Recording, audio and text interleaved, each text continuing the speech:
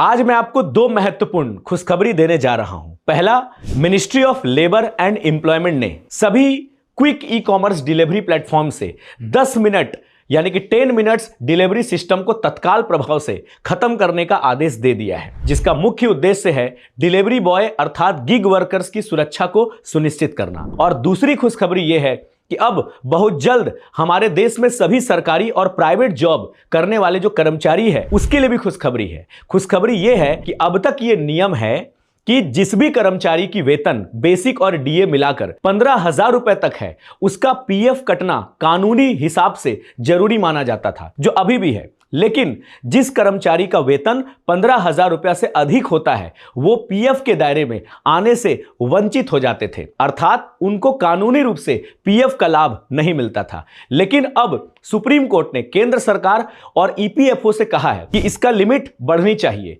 तो ऐसा हो सकता है कि सरकार जल्द फैसला ले सकती है कि जिस भी कर्मचारी का मासिक वेतन बेसिक और डीए मिलाकर 25,000 रुपए तक है, उनको पीएफ के दायरे में लाया जाएगा। वर्तमान में जो employee provident fund and miscellaneous act 1952 है, उसके अनुसार इंप्लॉई अपने वेतन का 12% और इंप्लॉयर भी इंप्लॉई के वेतन का 12% ईपीएफ में कंट्रीब्यूट करता है। इंप्लॉई कंट्रीब्यूशन का तो पूरा का पूरा 12% ईपीएफ में जाता है, यानी कि इंप्लॉई प्रोविडेंट फंड में। लेकिन इंप्लॉयर कंट्रीब्यूशन का जो 12% है वो दो हिस्सों में बढ़ जाता है। पहला 8.33% इंप्लॉय पेंशन स्कीम में और 3.67% ईपीएफ में जमा होता है। तो मुझे उम्मीद है आपको ये सारे पॉइंट्स क्लियर हो गए होंगे। अब जाते जाते मेरा एक सवाल है, उसका जवाब आप हमें कमेंट बॉक्स में देंगे।